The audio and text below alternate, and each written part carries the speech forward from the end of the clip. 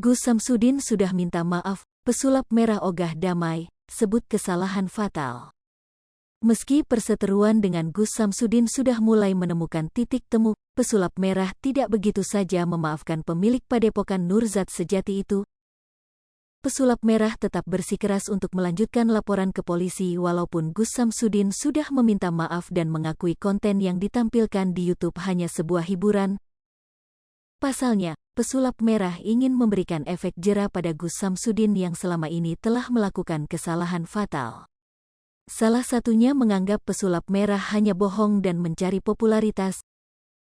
Jadi, udah diproses kok. Jadi kalaupun dia minta maaf ke depannya saya penjarain juga tetap, ungkap Marcel, dikutip dari cuplikan video di akun TikTok @adefauji8. Bukan hanya dianggap berbohong, pesulap merah juga merasa nama baiknya tercoreng karena ulah Gus Samsudin.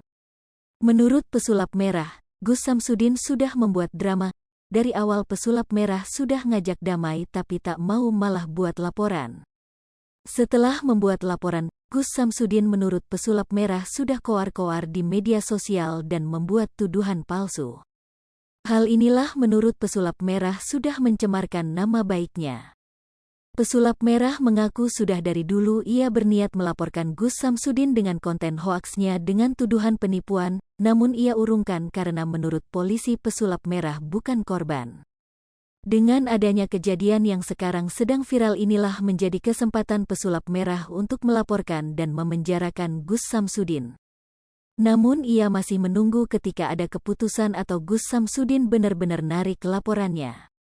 Pria bernama asli Marcel Radival itu menyebut, cara itu dilakukan sebagai efek jera agar tidak ada yang melakukan hal serupa seperti Gus Samsudin. Karena biar efek jera juga, biar gak ada orang yang kayak gitu lagi gitu loh. Udah salah ya udah, minta maaf dari awal harusnya jangan malah bikin drama laporan-laporan kan. Nyusahin polisi pertama terus juga orang yang gak bersalah dituduh bersalah itu kan melanggar pasal juga. Jadi buat efek jera lah, tuturnya.